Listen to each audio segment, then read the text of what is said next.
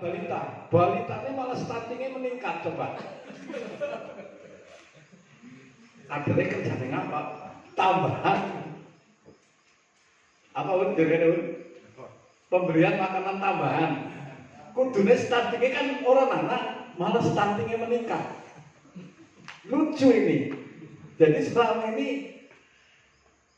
boleh memberikan makanan tambahan mungkin dibetilus. Tidak sesuai dengan kajian apa sih kebutuhan nutrisi bagi bayi. Ya, administrasinya selalu dilemburi terus. Pusing, lagi laporan akhir tahun PKK ngelembur. Arsipnya lemari dan terima ya kosong. Ini nanti mudah-mudahan kita akan merencanakan satu program yang benar-benar ada hasilnya dan ada tindak lanjutnya. Harapan kami seperti itu. Kami kira itu saja yang dapat kami sampaikan dan terima kasih dari Pak Direktur yang sudah berkenan dari Jogja Rawuh ke sini. Mudah-mudahan kegiatan malam hari ini dapat berjalan dan paparan malam hari ini masuk pada panjenengan semuanya, oke? Masuk pada panjenengan semua. Jadi jangan diklaim. Jadi kadang-kadang rapat paparan pun hasilnya orang mungkin pada kayak kemarin contoh soal saya rapat di kecamatan. Kebetulan saya juga yang ikut memimpin rapat ya. Bahwa besok ada kunjungan bupati di masing-masing desa membawa 5 orang anggota. Namun yang wajib tanda tangan di daftar hadir kabupaten itu hanya 1 orang karena yang 4 orang seneknya bawa sendiri ditanggung oleh paguyuban. Ternyata lurah si tanda tangan anak buah digawaninya seneknya entong. Kan lucu ya. Apa saja satu tanda tangan. Nah itu namanya lurah itu pemahamannya. Iya betul. Saya dengan Pak Camat dikatangi dari kasih PMD kemarin dari pariwisata. Bang, ini yang diundang kan hanya kepala desa. Masa kepala desa nggak mau tanda tangan semua? Ya seneknya habis kuotanya hanya 400. Nah itu lucu ya. Jadi mohon kalau ada rapat didengarkan agar panjenengan menindaklanjuti ke masyarakat orang bingung. Sekian, terima kasih. Bila itu saja. Assalamualaikum warahmatullahi wabarakatuh. Kabupaten Kebumen merupakan kabupaten termiskin se-Indonesia. Ranking termiskin. Namun bagaimana upaya mengentaskan kemiskinan? Selama ini yang kita tahu cara pengentasan kemiskinan ini sangat susah sekali. Diprogramkan oleh pemerintah dengan adanya bantuan sosial, bantuan BLT-DD. Ini ternyata masyarakat masih merasa miskin. Sehingga cara-cara itulah yang perlu adanya kajian dari awal. Kalau kita lihat selama kami berkecimpung di pemerintah desa, berapa dana yang pemerintah keluarkan untuk membangun desa? Ternyata sampai saat ini belum ada hasil yang menunjukkan signifikan terhadap masyarakat desa itu. Itu masalahnya. Karena apa? Karena keterbatasan perencanaan program, keterbatasan sumber daya manusia yang ada pada masyarakat kami dan pemerintah kami, sehingga kurang mampu untuk merencanakan program untuk bisa 3-4 tahun ke depan ending daripada duit yang kita gelontorkan kepada perencanaan program masyarakat ini bisa dirasakan oleh masyarakat. Itulah sebabnya kami merencanakan satu kegiatan pendampingan dengan lembaga strategi nasional yang sudah cukup mempunyai program-program, cukup mempunyai kajian-kajian terhadap masyarakat. Maka dengan adanya kerjasama dan RSN ini tentunya sudah kita awali kemarin dari kegiatan pemetaan wilayah Sehingga nanti akan ketemu apa sih permasalahan yang ada pada wilayah Kadu 1 misalkan. Apa sih perannya? Apa sih yang perlu kita tingkatkan? Sehingga perencanaan kita 3-4 tahun ke depan itu tidak membiayai. Anak sing butuh dalan dibangun, anak sing butuh dibantu PLT, anak sing butuh, sehingga tidak ada peningkatan hasil kerja kita. Maka dengan adanya pendamaian ini nanti mudah-mudahan sasaran kita membangun benar-benar sudah dikaji tentang apa sih yang menjadikan permasalahan, bagaimana cara menanggulangi, bagaimana cara mengatasi. Ini seperti itu, sehingga nanti dapat dirasakan oleh masyarakat. Sistem organisasi masyarakat adat, ya, pembinaan kelembagaan masyarakat, pembinaan lembaga hukum, ya, pengelolaan tanah kas desa dan pengembangan peran masyarakat desa. Maka berdasarkan kewenangan hak berasal usul ini, pertanyaan saya, sudah berapa LKD yang diinisiasi oleh BPD, ya, dibentuk secara partisipasi? LKD itu lembaga kemasyarakatan desa, yang namanya PKK, Kodarwis, Karang Taruna, itu kan LKD, ya. Tapi LKD itu bukan lahir dari rahimnya desa Adiwarno. Ada nggak kelompok-kelompok paguyuban yang tumbuh dan berkembang di desa Adiwarno? Banyak, ya. Kelompok seni kan ada, kita punya. Kelompok taninya ada, kita punya. Tetapi kenapa kelompok-kelompok yang lahir dari rahimnya desa Adiwarno, masyarakat desa Adiwarno, itu tidak dilembagakan oleh pemerintah desa misalnya begitu? Ke depan harus begitu, Pak. Bila perlu diperdeskan bahwa ini lembaga yang kemudian ke depan dia bisa menjadi bagian di dalam tata kelola perencanaan dan penganggaran desa. Selama dia tidak menjadi lembaga resmi yang diakui oleh desa, maka dia hanya sifatnya apa? Bantuan, nggak bikin proposal, tidak menjadi kekuatan penting di desa Adiwarno di dalam menggerakkan perubahan. Ya kan? Akhirnya kan dia muncul event-eventan 17-an, ulang tahun, kan begitu. Padahal itu kekuatan masyarakat. Nih PKK aja nggak perlu diurusi karena toh dia lahir dari pemerintah. PKK, Poldaris, Karangtaruna, betul nggak? Tapi apa kalau kelompok seni di sini apa namanya? Di desa Adiwarno? Paguyuban itu bisa meningkat. Nah, lalu ini kewenangan lokal berskala desa. Artinya apa? Pemerintah pusat melalui undang-undang desa itu, bahasa sederhananya agak kompor-gas saya bilang, desa itu mau melakukan apa saja boleh. Yang tidak dibolehkan satu, jual beli sabu-sabu, jual beli narkoba, jual beli perempuan, ya. Kemudian bikin ada karaoke, ada LC-nya mungkin misalnya begitu. Itu yang nggak boleh. Selain boleh semua. Coba baca undang-undang desa.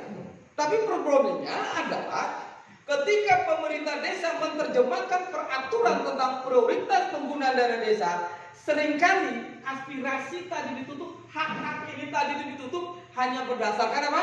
Perintahnya Permendes. Akhirnya apa? Kepala desa, BPD, perangkat desa hanya menjadi tukang administrasinya Kementerian Desa untuk mengeksekusi Permendes. Kan begitu. Padahal, lah ini ada rincian. Nanti saya sampaikan ada rincian ratusan kewenangan yang dimiliki desa. Tapi tadi karena sudah cara menggali gagasannya dengan menggali masalah. Ketika masalah itu naik ditaruh dengan Permendes, itu pun tidak banyak ketemu. Ya, lanjut. Ya, ini tahapan yang ada di desa. Saya kira Bapak Ibu semua sudah, khususnya pemerintahnya sudah melakukan. Ya, ini pemetaan. Jadi aset. Nah, ini aset desa. Coba back dulu. Back belumnya. Ini yang potensi yang kita nanti. Jadi Bapak Ibu semua.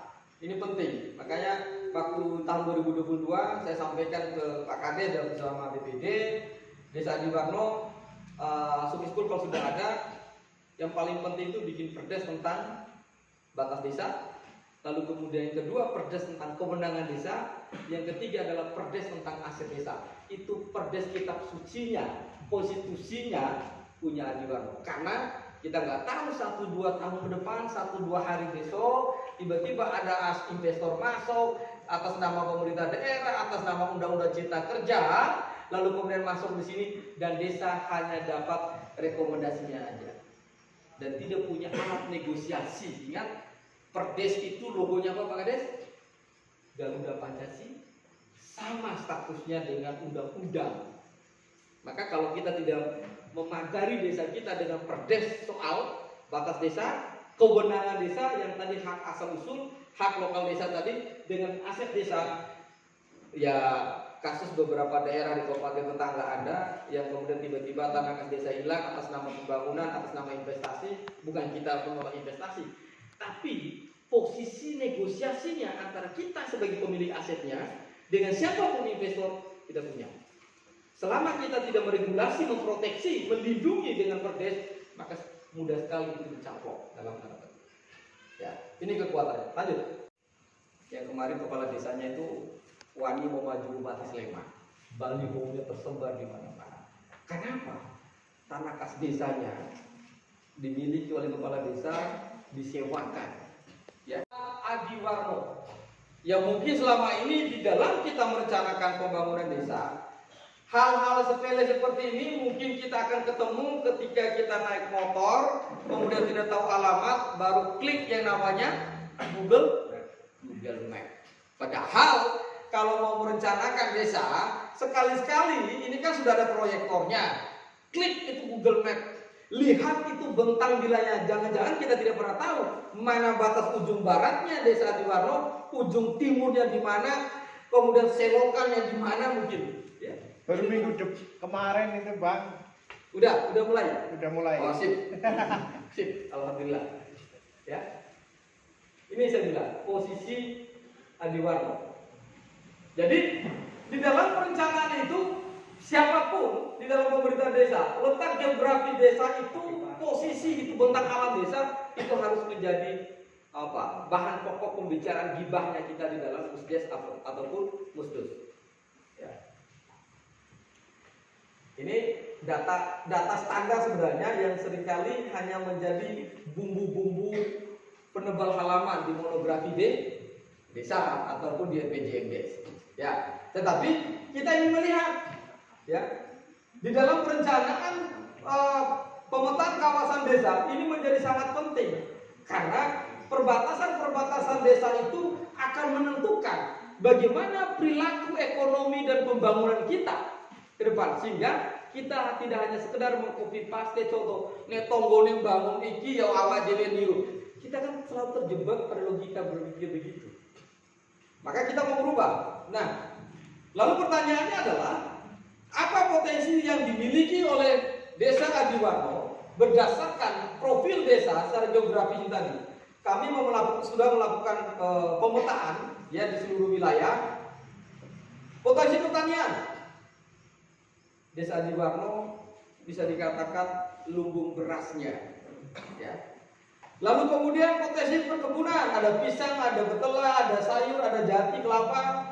Pariwisata, ada makam Gunung Jati, ada air terjun, ya. Ini kalau ada yang kurang nanti belum masuk, Bapak Ibu boleh koreksi kami, ya. Karena ini hanya slide, karena dokumen resminya nanti mungkin ada 300-an halaman yang kita uraikan. Perikanan, ya. Lalu UMKM, ini masih kurang ini. Ini ada udang ya, yang belum masuk. Potensi UMKM, keripik, pembuatan kaos kaki, kemudian peternakan, ya, seni budaya, punya gudang lumpi. Nah, ini kenapa kita melakukan pemetaan potensi ini berkaitan dengan bahwa dusun itu punya kekuatan, sehingga kalau kita bicara soal potensi pertanian, maka kenapa desa Adi Warno, misalnya musdes tahun 2023 ini tetapkan sebagai lumbung berasnya misalnya begitu, atau lumbung padi misalnya. Ada kemiripan, bukan hanya pertanian, perkebunan penghasil ketela, lalu kemudian ada UMKM, ada perikanan, ada peternakan. Maka naikkan levelnya, tetapkan desa kita sebagai lumbung pangan. Karena pangan itu kan bukan hanya satu jenis komoditi yang kita konsumsi kan. Sehingga apa? Kalau kita sudah tetapkan desa kita tematiknya sebagai lumbung pangan, maka seluruh proses musyawarah kita pasti berpikir keras karena potensinya tadi itu bagaimana caranya desa kita itu menjadi lumbung pangan. Next. Ya. Sebelum lanjut bang, Ya. back. Ya. Izin karena kemarin Dua dusun sebelumnya, kekuatan Adi Warno itu menurut saya simpel. Kekuatannya, kalau di spot, dianalisis kekuatan kelemahannya. Sesungguhnya Adi Warno ini masyarakat agraris, ya, masyarakat yang bergerak di sektor pertanian, perikanan, dan perkebunan itu agraris, yang menggantungkan nasib hidup dan sejahteranya di wilayah kondisi bentang alam. Maka tematik yang mau kita angkat di desa Adi Warno, ya tadi itu kalau misalnya mau ke spesifik fokusnya di ternak, ya lumbung ternak. Mau spesifik di soal tanaman, ya lumbung pangan misalnya begitu, atau lumbung jagung, lumbung beras. Ini sudah menunjukkan. Karena sisi lain di level berikut ternyata hampir semua dusun itu punya unit usaha kegiatan ekonomi masyarakat yang secara mandiri. Ini kan sudah ada. Lalu pertanyaannya, di mana pemerintah desa yang puluhan tahun terhadap kondisi potensi yang sudah dimiliki? Dengan kata lain begini Pak, besok jenengan semua Pak Kades, Pak BPD, nggak usah lagi ngundang orang jauh-jauh dari Jakarta, dari kampus hebat-hebat. Toh di masyarakatnya jenengan sudah ada entrepreneur pelaku UMKM sudah jadi. Tinggal undang mereka.